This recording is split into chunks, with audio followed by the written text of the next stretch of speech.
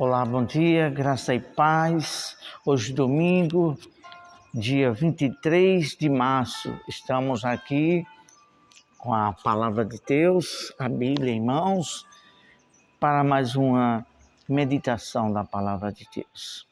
Vamos falar com o nosso Deus. Senhor, nosso Deus e Pai, no nome do Senhor Jesus, o Teu Filho, nós rogamos, suplicamos que o Teu Espírito Santo venha fluir os Teus desejos, daquilo que o Senhor deseja falar conosco nesta meditação, para a Tua glória, em nome de Jesus, amém, graças a Deus. Estamos hoje com um assunto muito tocante no que diz respeito a um equilíbrio na nossa mente. Quando falamos de mente, também ao mesmo tempo tem algo a ver com o espírito, com as nossas reações. Então vamos lá, para a meditação. A mentalidade nas mãos de Deus. Mentalidade nas mãos de Deus. Mentalidade diz respeito a pensamentos. Então, nós temos aqui como texto bíblico básico Provérbios, capítulo 16, versículo 3, que diz o seguinte, olha aqui. Confia tuas obras ao Senhor e os teus pensamentos serão estabelecidos. Tudo que a gente quer sobressair bem e as coisas nessa vida, temos que colocar nas mãos de Deus, confiar nele, não na nossa força, nem na nossa vontade. Tudo nas mãos de Deus se encaixa bem melhor. Antes de começar a meditação, que iremos falar de 3 pontos, gostaríamos de falar aqui de uma introdução um pouco que extensa, mas para dar sentido, para que venhamos todos aprender o sentido desse assunto, que é muito, muito fino, muito delicado, de muita importância.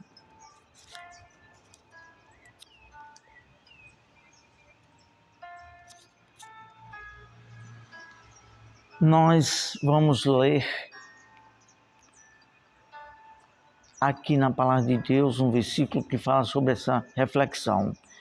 2 Coríntios, capítulo 10, versículo 5, ele diz que levando cativo todo entendimento à obediência a Cristo. A obediência a Cristo, a obediência no que diz a palavra, nós temos que concentrar nossos pensamentos, todas as coisas que estão à nossa volta, o que está nos acontecendo, ouvindo de pensamento a nossa mente.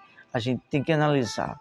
Poxa, isso é coerente, isso é conforme a vontade de Deus, esse pensamento que está vendo, ele se encaixa com a vontade de Deus ou não? Se não, a gente tem que levar ele à obediência à palavra de Deus, naquilo que é da vontade de Deus, e controlá-lo, não deixar variar, não deixar ele oscilar na vontade de Deus. Então, que isso diz respeito, esse versículo 10, capítulo 10 de Coríntios, versículo 5, ele diz respeito a argumentos criados por falsos mestres. Então, às vezes, aqui, Paulo enfrentou pessoas que começaram a se infiltrar na igreja de Deus e começaram a ensinar filosofias, argumentos humanos. Então, quando você é uma pessoa, um servo de Deus, até mesmo pastor, você tem que refutar, não aceitar tudo aquilo que se diz, e quando é de um ensino errado. Temos que discernir dentro da palavra de Deus. A respeito disso, ainda, mentalidade, como bem frisamos no início, pode também estar incluído, conectado a pensamentos. Mentalidade e comportamento, aí é que é muito importante. A sua forma de pensar pode influenciar os seus comportamentos e atitudes. Então, tudo depende da maneira, como se pensa e quais são os pensamentos que estão vindo. Então, se a pessoa assim se envolver com aquele pensamento, a pessoa vai agir conforme aqueles pensamentos. Então, aí é onde entra o discernimento. Se esse pensamento está coadunando com a vontade de Deus ou não. Continuando essa reflexão de início, refletindo ainda sobre 2 Coríntios 10:5. Temos que nos manter na retidão a Deus, não deixar nossos pensamentos à deriva. O que significa deriva? Desviar do seu curso. Então, se a gente estamos na vontade de Deus, fazendo da maneira de Deus, se vier outro pensamento, outra situação que não está na direção de Deus, nos pensamentos, na vontade de Deus, a gente tem que regrar, rejeitar e ficar com o pensamento da vontade de Deus, no que está escrito na palavra de Deus. Quem é nascido de Deus, coloca sua mente, os seus pensamentos vigilantes. A pessoa que está no temor de Deus e é nascido de Deus, ele está sempre vigiando os pensamentos que vêm à mente dele, para que estejam no domínio do Espírito Santo. A gente vai fazer de tudo, sempre vigiar para os nossos pensamentos ser no domínio do Espírito Santo. Todo pensamento que é justo, reto, puro, é a esses que temos que nos voltar. Quando sai disso, a gente imediatamente tem que refutá-los, tem que rejeitá-los, para que esteja protegido dos sopros do diabo. Porque a gente fazendo isso, vigiando os pensamentos, tudo que vem à nossa mente, quando não é de Deus, repreender, porque o diabo sopra. O diabo, os demônios, os espíritos do mal, eles sussurram na mente, de forma espiritual. A gente tem um exemplo aqui a falar em Mateus capítulo 21 e 23, quando Jesus disse, eu vou ser crucificado, mas ao terceiro dia ressuscitarei. De imediato, o diabo sussurrou na mente, nos pensamentos de Pedro. Pedro, usado pelo diabo, disse assim, ele recebeu o sussurro do diabo na mente e ele passou para fora. Ouviu na mente e passou para fora. Disse, não, Senhor, de modo nenhum isso vai acontecer com o Senhor. Não vamos permitir que isso aconteça. Imediatamente Jesus repreendeu, para trás de mim, Satanás, que cogita somente das coisas dos homens. Então, o diabo é assim, quando você não está vigiando os pensamentos, ele pode soprar. E quando você está no espírito, no discernimento, você imediatamente rejeita. É isso aí. E para concluir essa reflexão, antes de iniciar a meditação, deixar permanecer em nossa mente pensamentos contrários à santidade de Deus nos levará ao pecado e à morte espiritual. Então, deixar permanecer na nossa mente pensamento contrário à santidade de Deus nos levará ao pecado e à morte espiritual. Isso está escrito em Romanos 6, capítulo 6, versículo 16 e 23. Vamos dar um exemplo que temos aprendido com alguns servos de Deus, que diz assim, a gente podemos deixar um pássaro pousar na mente, só não podemos deixar ele fazer ninhos. E outro, vindo pensamentos, ninguém vai conseguir evitar de vir, mas a gente não vai aceitar, temos que rejeitá-los. quando não é de Deus. Agora sim, vamos dar início à meditação aos 3 pontos que iremos falar aqui. Primeira pontuação que fizemos aqui sobre essa reflexão. Porque a mente de pessoas viciadas são dominadas. Por quê? Pessoas que não têm controle sobre algum vício. E isso não nos referimos apenas tão somente a bebidas, a prostituição, às drogas. Pode ser ao vício de internet, ao vício de jogos, ao vício de desejos malignos, ao vício de viver uma vida em pornografia.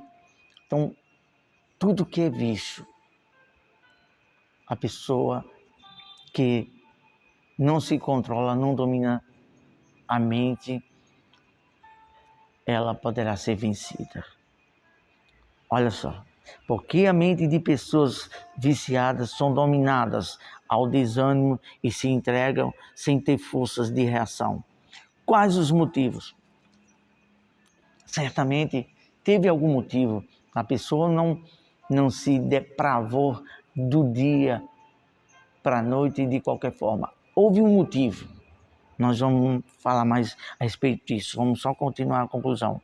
O que poderá estar agindo por trás dessa situação? Há alguma coisa por trás dessa situação, como nós bem frisamos no início. Pensamentos vai trazer, conforme você se dê a ele, se renda a ele, vai trazer a reação. Romanos 6,16, que citamos há pouco, fala sobre isto. Não sabeis vós que a quem obedeceis sois servos do pecado para a morte, da justiça para a vida. É isso. Então, há alguma gente que está agindo por trás das reações, que assim nos acontece. Então, por que uma pessoa foi dominada? Vamos falar no vício. Vamos falar no vício. Vou citar só 2 exemplos. O vício da droga e o vício da bebida. Por quê? Porque a pessoa foi dominada. Por aquilo que a gente se deixa dominar, seremos escravos. Então, se uma pessoa caiu na droga, alguma sugestão veio. Aquela pessoa teve uma sugestão de alguém e passou a ideia, faz isso porque você vai ter momentos de prazer, você vai ver o quanto é bom. Aí foi o que veio sobre ela? Uma sugestão. E o que foi essa sugestão? Essa sugestão foi pensamentos, ideias. E veio a quem? A mente dele. E quando a pessoa não está bem na mente e está à deriva de qualquer situação por qual esteja passando, de angústia ou querer participar de alguma aventura, sendo por algumas pessoas, por alguns amigos, entre aspas, que a palavra de Deus diz que um abismo chama outro abismo, então o que vai acontecer? Aquela pessoa vai se render e vai findar caindo no mundo das drogas. Por que ela foi vencida? Houve sugestões, houve alguma coisa na vida que estava acontecendo na vida dela e ela não teve o poder, que nós vamos falar mais adiante, para refutar. Não usou o temor e o raciocínio pelas coisas de Deus para ter cuidado com aquilo que poderá trazer um mal para ela. Então, por isso que muitas pessoas se escravizam, são escravizadas. Por quê? Porque aquele entorpecente, ele neutraliza, ele quebra as forças do raciocínio. Quebrando a força do raciocínio, o que vai acontecer? O espírito mal que está por trás daquela sugestão vai escravizar. E o espírito, ele tem poder. Quando a pessoa dá a brecha e a pessoa faz a vontade daqueles pensamentos e daquele espírito ou daquele vício, aí o espírito do mal domina, neutraliza as forças do raciocínio daquela pessoa e aquela pessoa, o que vai acontecer? Vai ficar escrava, sem forças, inutilizada para pensar e para ter reação. E a única coisa que poderá ajudar, socorrer aquela pessoa, somente o poder do Espírito da Palavra.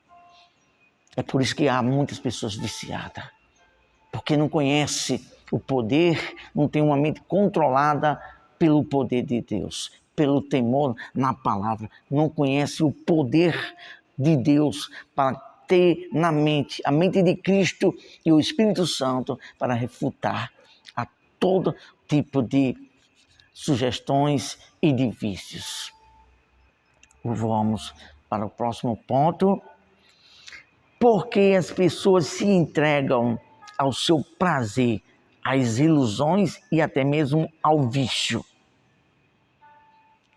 Primeiro, talvez falaremos só sobre isso.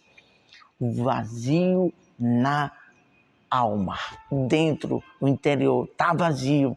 Não tem o temor de Deus, não tem o Espírito de Deus, não tem alegria, vive uma vida que procura um sentido para ser feliz e não o tem. Por mais que tenha carro, casa, um bom casamento, mas uma coisa está faltando naquela pessoa. A alegria no espírito dela. E quando você não tem um espírito forte e alegre, uma alma preenchida, aí é onde mora o perigo. Vem sugestões, vem amigos da onça, diga-se de passagem, e faz o quê? Leva você para os maus caminhos. E ali você quer conhecer o que poderá te preencher. Vícios, prostituição e algo mais. Porventura não foi isso que aconteceu?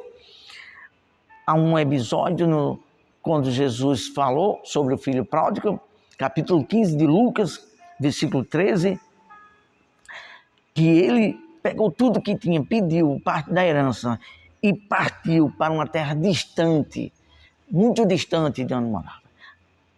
Veja só, você talvez tenha pensando assim, às vezes mesmo até pode acontecer conosco mesmo. Poxa, minha vida não tem sentido. Poxa, vou sair desse emprego, vou sair dessa igreja, vou sair de que mais? Vou sair dessa cidade, vou para outro lugar, vou deixar tudo porque eu não sou feliz, eu estou cansado dessa vida. E aí pensa que assim poderá mudar a vida e ser feliz. Não, tem que mudar dentro. A felicidade é encontrada dentro. Eu e você temos que resolver as angústias, o vazio que está dentro, porque lugar, ambiente, coisas não vão preencher o vazio. O que preenche o vazio pode você morar num bairro mais pobre da sua cidade, mas a diferença da felicidade não está naquele local, nem nas coisas, está em você. Você pode morar num bairro mais humilde que seja, mas ali naquele bairro você vai fazer a diferença. A felicidade está dentro de você. Você pode até não ter carro, mas você ser feliz, porque a felicidade está dentro da alma, com a alegria, a presença do Espírito Santo.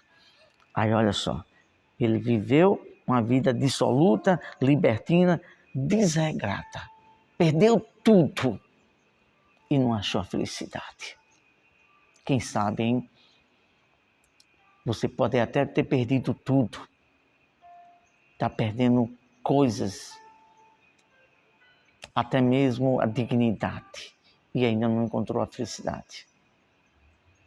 Mas a felicidade está bem pertinho de você. A palavra de Deus diz, o apóstolo Paulo, a salvação está bem pertinho. Com a tua boca, se confessares, acharás. E você achando a salvação, entrando o Espírito Santo em sua vida, aí pronto. As coisas começam a se resolver para a felicidade que tanto nosso ser, nossa alma precisa. Aí começa a ser preenchido. É maravilhoso. Vamos para o terceiro ponto e já estamos chegando à conclusão. As forças espirituais do mal. Efésios capítulo 6, versículo 12. Não temos que lutar contra a carne e sangue, mas sim contra as potestades, principados, hostes espirituais. Então, é uma luta que a gente enfrenta dia após dia. E onde é que se encontra essa luta? Aqui, espiritual, é na mente. O espírito, a mente é espírito, espírito é mente, espírito, mente é pensamentos. Contra nas regiões celestiais, contra os espíritos malignos. Espíritos malignos, que são forças espirituais do mal, a gente não vê. Mas o Espírito que está dentro de nós, o Espírito Santo, ele nos dá sinal. Ele nos dá sinal para nós que vivemos no temor. E com o Espírito de Deus, a gente percebe e começa a guerrear. Com que armas? Armas humanas, carne e sangue? Não. A nossa guerra é nas regiões celestiais, através do poder da fé no Espírito Santo, a gente combate contra as forças do mal, pensamentos, sussurros, sugestões do diabo. Para concluir, os espíritos do mal nos observam para ver nossos pontos fracos e depois investir contra nós, nos atacar, escravizar e nos conduzir à morte eterna. Então, os espíritos estão aí. Está escrito em Pedro que diz que ele anda ao nosso derredor, bramando como um leão, a quem possa tragar. Então, os espíritos malignos, o diabo, fica prescrutando, vigiando, sondando a nossa vida para ver se damos brecha e para ali procurar saber tudo sobre nós, aquilo que mais atrai, para, através disto, nos assediar e nos fiscar. E depois de ser fiscado e se entregar aquilo a ele, nos faz escravo e depois nos leva para a morte eterna, para a morte física e eterna e para o inferno. Esta é uma verdade nua e crua. Temos que ter muito cuidado com a nossa alma, com a nossa mente, com os pensamentos, com o que vem de sugestões e de pensamentos na mente. Vamos falar com Deus e pedir que o Senhor nos ajude a saber cuidar de nossa mente. Amado Pai, amado Deus, tem compaixão de nós. A tua palavra aqui em Provérbio fala: confia tuas obras ao Senhor e os teus pensamentos serão estabelecidos somente com a força do Espírito Santo, com a nossa vida, com nossos pensamentos, nossa mentalidade em tuas mãos é que nós conseguimos vencer. Nos ajuda, nos abençoe. Em nome de Jesus. Ótimo domingo, como sempre dizemos, reúna ao redor da sua mesa, com sua família e celebre a gratidão a Deus por tudo que esse Deus maravilhoso é e por essa gloriosa riqueza, a palavra dele para nos guiar na salvação. Ótimo domingo, Deus abençoe, até a próxima.